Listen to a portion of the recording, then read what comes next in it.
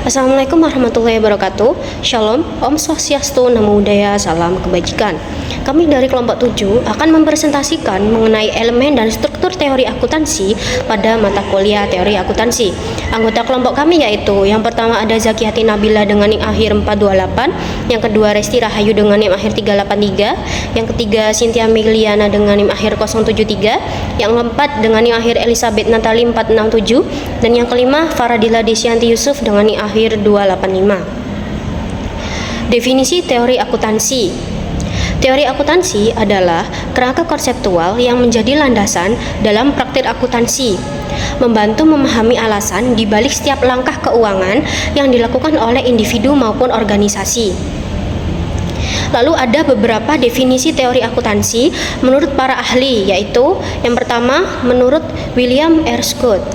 Teori akuntansi adalah suatu struktur konseptual yang digunakan untuk menggambarkan dan menjelaskan fakta-fakta ekonomi yang terjadi dalam praktik akuntansi. Lalu yang kedua, menurut Eldon S. Hendrickson, teori akuntansi adalah himpunan konsep, asumsi, dan prinsip yang menjadi landasan dalam menyusun prinsip-prinsip akuntansi yang dapat dijadikan pedoman dalam penyusunan laporan keuangan. Lalu ahli yang ketiga yaitu S.R. Sumarso. Menurut S.R. Sumarso, teori akuntansi adalah seperangkat konsep, asumsi, dan prinsip yang menjadi landasan dalam proses pengukuran, pelaporan, dan interpretasi data keuangan. Lalu yang keempat dan yang terakhir ada dari Robert N. Anthony, yaitu teori akuntansi sebagai kerangka konseptual yang membantu dalam menggambarkan bagaimana keputusan-keputusan keuangan dapat diambil berdasarkan informasi akuntansi yang tersedia. Selanjutnya yaitu pendekatan utama. Yang pertama ada teori positif akuntansi. Pendekatan ini berfokus pada pengamatan dan penjelasan fenomena akuntansi yang terjadi dalam praktik tanpa memberikan penilaian normatif. Tujuannya untuk memahami dan memprediksi praktik akuntansi yang ada. Yang kedua, teori normatif akuntansi. Pendekatan ini menekankan pada apa yang seharusnya dilakukan dalam praktik akuntansi. Tujuannya yaitu memberikan pedoman atau standar yang ideal dalam penyusunan laporan keuangan. Tujuan utama. Yang pertama, memberikan kerangka kerja untuk evaluasi keuangan. Menyediakan dasar untuk menilai kesehatan keuangan dan kinerja suatu entitas. Yang kedua, membantu pengambilan keputusan yang tepat. Nah, ini tuh menyediakan informasi yang relevan bagi pemangku kepentingan untuk membuat keputusan yang informasional. Yang ketiga, memfasilitasi pelaporan keuangan yang transparan. Ini memastikan bahwa informasi keuangan disajikan secara jelas dan dapat dipahami oleh pengguna laporan keuangan. Yang keempat, menciptakan konsistensi dan standar. Ini menetapkan prinsip dan standar yang konsisten untuk memastikan keseragaman dalam pelaporan keuangan. Yang kelima, menjadi panduan etis dalam praktik akuntansi. Ini memberikan pedoman etis bagi praktisi akuntansi dalam menjalankan tugas mereka. Nah, selanjutnya ada konsep dasar akuntansi. Konsep dasar akuntansi merupakan hal-hal dasar yang membentuk informasi akuntansi.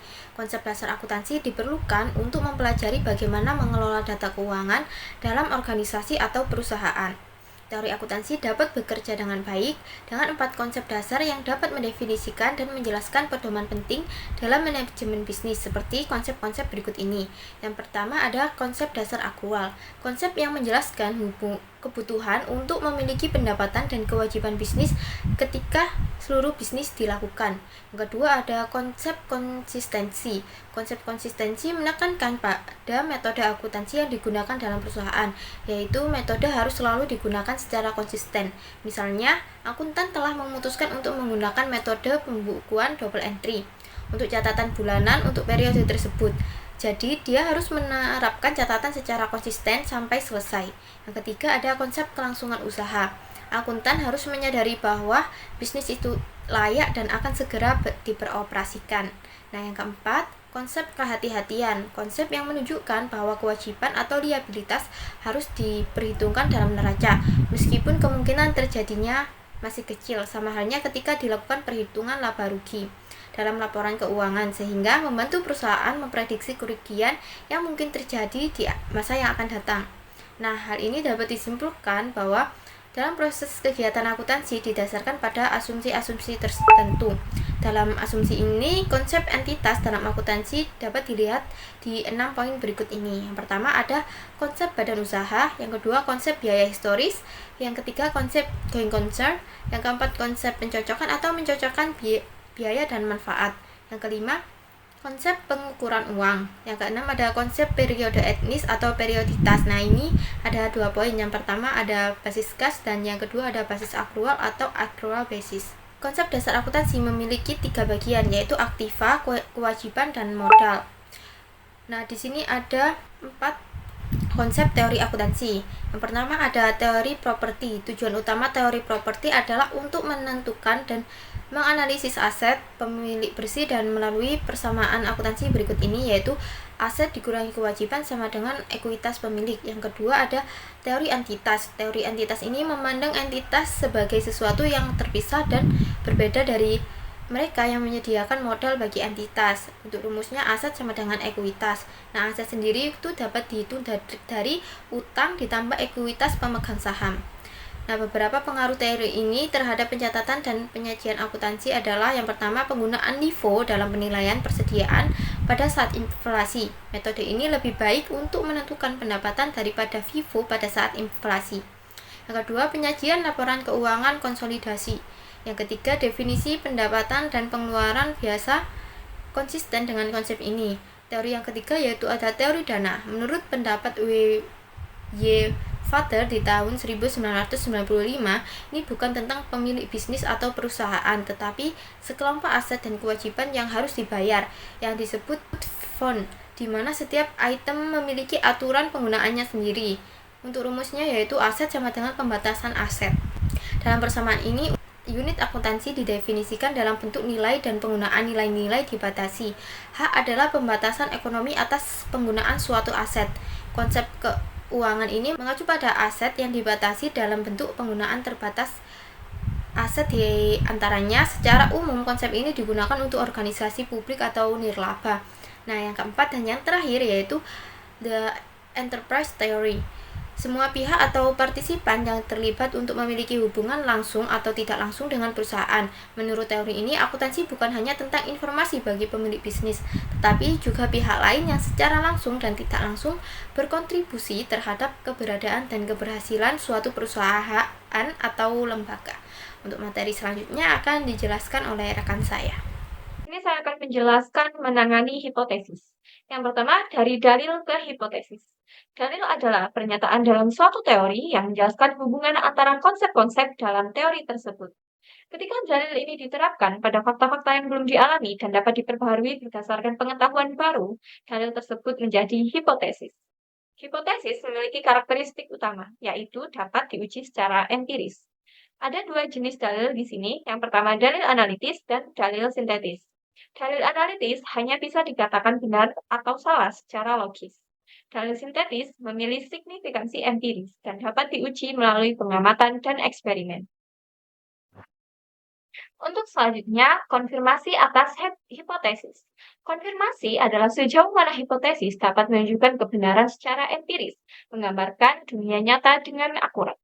Hipotesis juga bisa diuji untuk mengetahui sejauh mana hipotesis tersebut tidak benar atau pembuktian kesalahan. Hipotesis dapat dikonfirmasi atau disanggah berdasarkan jenis pernyataan yang mendasarinya. Hipotesis eksistensial, pernyataan yang menunjukkan adanya fenomena tertentu. Hukum-hukum universal, pernyataan yang mengeneralisasi suatu kondisi yang berlaku secara luas. Hukum-hukum statistik atau tendensius, pernyataan yang menunjukkan hubungan statistik antara fenomena dengan sejumlah variabel besar, meskipun tidak dapat sepenuhnya dikonfirmasikan atau disanggah. Selanjutnya, kita akan membahas hakikat dari penjelasan. Penjelasan merupakan penunjukan bagaimana fenomena dijelaskan secara ilmiah. Demikian adalah persyaratan-persyaratan penjelasan. Yang pertama ada relevansi, di mana penjelasan menunjukkan bahwa fenomena dapat diekspektasikan mengingat kondisi yang ada, kemampuan untuk diuji, merupakan penjelasan ilmiah yang harus dapat diuji secara empiris. Selanjutnya yaitu hakikat dari prediksi. Prediksi merupakan membuat deduksi dari peristiwa yang diketahui ke peristiwa yang tidak diketahui dalam sistem statis secara konseptual. Sedangkan prediksi ilmiah merupakan dipandu oleh aturan ilmiah. Sedangkan berikut adalah teknik dari prediksi. Yang pertama ada eksplorasi, yaitu memprediksi variabel berdasarkan variabel itu sendiri. Yang kedua ada asosiatif, yaitu memprediksi variabel berdasarkan variabel lain. Selanjutnya akan dilanjutkan oleh rekan saya. Baik, selanjutnya di sini saya akan menjelaskan tahapan konteks penemuan teori akuntansi. Konteks penemuan teori akuntansi merujuk pada proses evaluasi, debat, serta pengujian berbagai konsep dan prinsip akuntansi sebelum akhirnya diterima sebagai standar dalam dunia bisnis dan akademik. Konteks penemuan teori akuntansi merupakan proses berkelanjutan yang dipengaruhi oleh perkembangan ekonomi, kebutuhan bisnis regulasi, serta penelitian akademik. Yang pertama di era pramodern sebelum 1494. Akuntansi masih bersifat sederhana dan berbasis pencatatan transaksi untuk keperluan perdagangan. Lalu perkembangan akuntansi banyak dipengaruhi oleh sistem keuangan Mesir, Yunani, dan juga Romawi.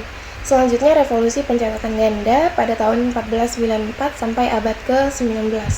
Luca Pacioli memperkenalkan sistem akuntansi berpasangan dalam bukunya yang berjudul Summa di Aritmetica. Akuntansi juga mulai berkembang dengan prinsip debit dan juga kredit serta menjadi fondasi bagi teori akuntansi modern. Selanjutnya perkembangan akuntansi modern abad ke-19 sampai 20. Munculnya revolusi industri meningkatkan kebutuhan akuntansi untuk pelaporan keuangan yang lebih kompleks. Konsep seperti matching principle, revenue recognition, dan accounting mulai berkembang.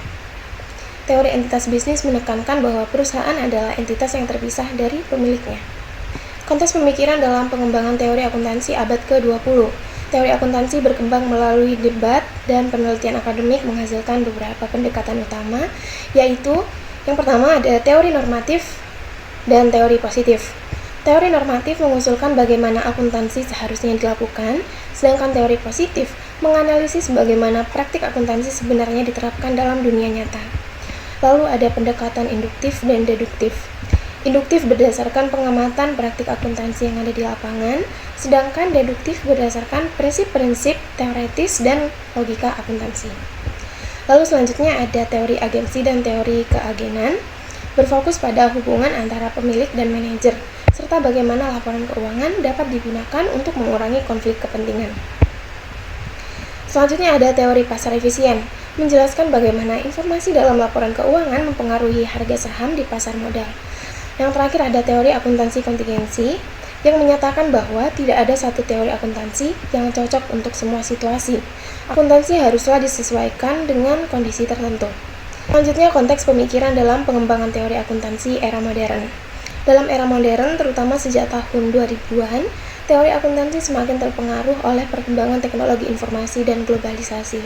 Standar-standar akuntansi internasional semakin diadopsi untuk menciptakan konsistensi dalam pelaporan akuntan keuangan di seluruh dunia. Baik, sekian dari kami kelompok 7, kurang lebihnya mohon maaf. Wassalamualaikum warahmatullahi wabarakatuh.